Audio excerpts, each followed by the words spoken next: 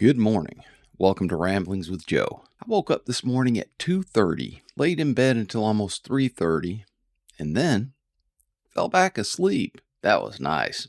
I don't usually get to do that, so I'm in a fairly good mood this morning. There are politics in the world that I'm not going to talk about today. Instead, I'm going to talk about my kind of progression through life and my career as a truck driver. It's been a very interesting life. It's been a very enlightening life. I still hope I have quite a bit of it left. We go through life doing different jobs, both on a personal and a professional level. When I graduated from high school, I knew that I didn't want to go to college. School just seemed like so much nonsense to me. It just wasn't for me. I'm sure it's for some people. I'm sure that there are a lot of people that get a lot out of school. I did not. I found it tedious, boring, and fairly unchallenging. So I joined the Navy. And what I found out is the Navy can be very tedious, boring, and unchallenging. However, I got to see the world. When I joined the Navy, their hook, if you will, was join the Navy, see the world. And they kept their end of that promise. They definitely did. I got to see the world. I went around the world once and I saw places that I would never get to see. And that was interesting. And that was eye-opening. Getting to see different cultures firsthand and not in a documentary or on TV in some TV show. It was fabulous. It was fantastic. It opened my eyes and it opened my mind, and it taught me that although we all look different and we all have different cultures, traditions, we're all fairly similar. We all want the same things out of life. I want the best I can have for my family. I want the best I can have for the people I love, for the people around me. I want the best that they can have as well as myself. So that was very eye-opening. Now, fortunately for me, in the 80s, kind of mid-80s, it was the most peaceful time in American military history at any rate. I was fortunate where I didn't have to go to war. Now, the backdrop of that time period was the Cold War. So although we didn't have a hot war, we constantly in the back of our minds, it was there, that looming Russian threat. And they really played into that politically and in the military. So I got out of the Navy and I kind of stumbled around for a few years trying to figure out what I wanted to do. And I guess you'd call me a boomerang kid because I did live with my parents. I tried to move out a couple times, and my father, he pulled me aside one day. He said, "Why do you keep moving out? I need you to take care of my house while we're away." He was retired. My mom was retired, and they were traveling, and they needed a house sitter, and I was that very cheap house sitter.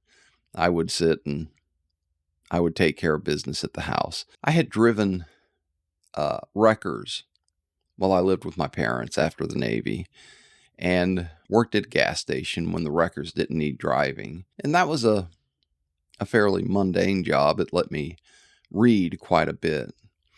Read many, many books while there when it wasn't busy.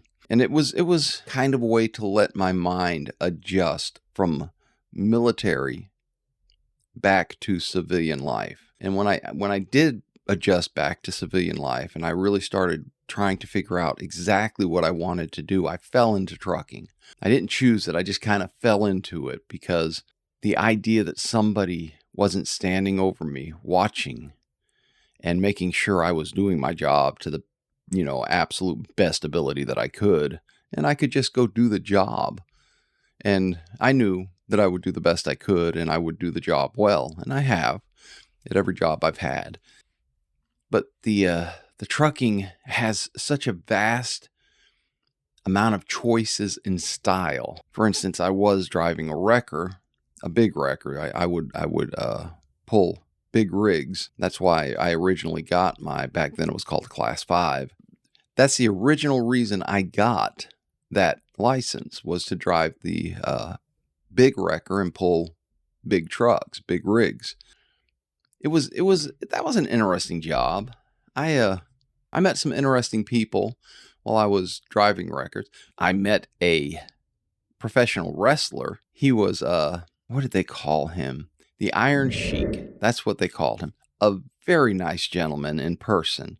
I know that his persona for those of you that remember him in the professional wrestling venues was not a nice guy, but in person he was a very nice guy, a very gentle guy. Shook my hand and we talked for a while, and I had to tow his, as I recall it. Now I may have the make and model wrong, but it was an Eldorado Cadillac. I'm not a car guy.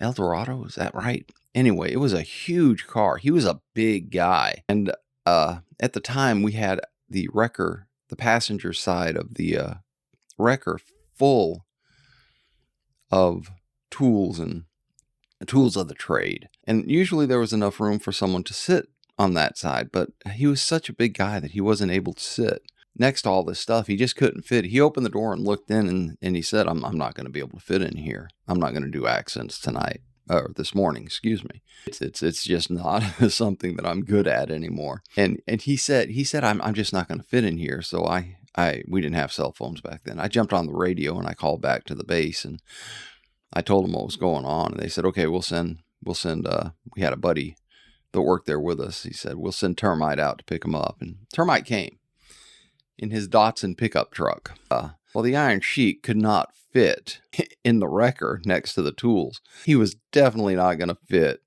inside of Termite's pickup truck.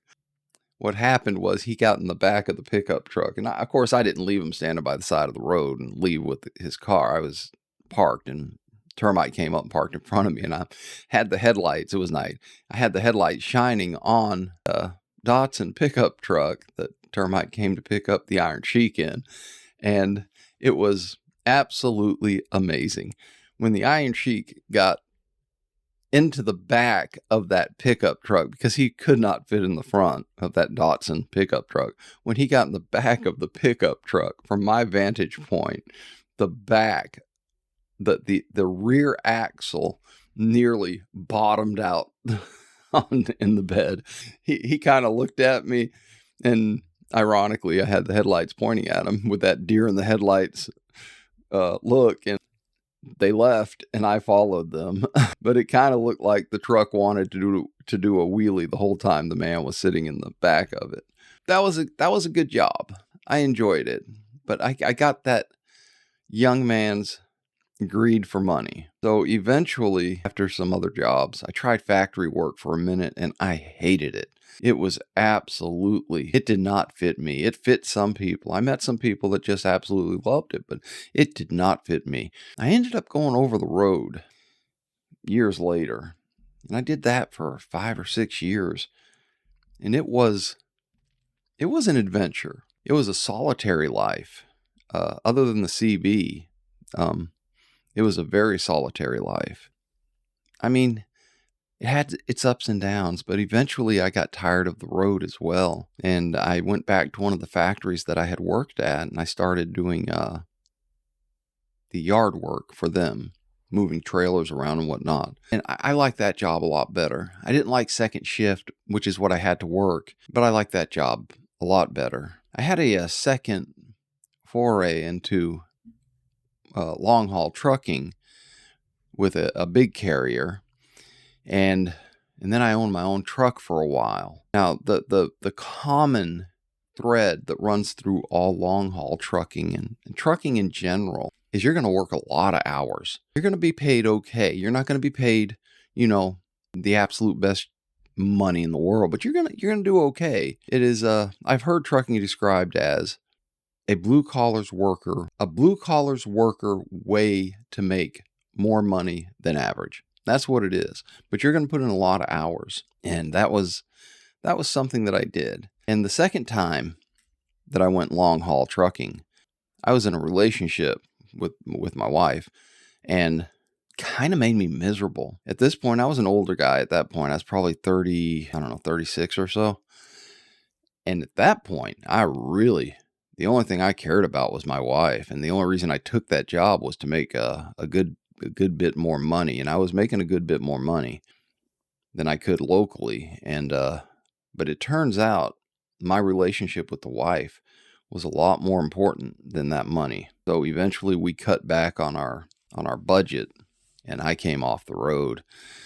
That job did not end well. I ended up buying a truck, and originally the company I worked for was very fair with the loads that you would pick up for the owner operators. That's what you're called when you own a truck. And we would just get, random loads just like anybody else. But I started to notice a trend toward the end of my tenure at this company, and that was that I was having all of the heavy loads put on me. And as an owner operator, you pay for your own fuel, and fuel had gone way up at this point. So I one day I got a light load. I was going to work from home at that point, and I got a light load from this company.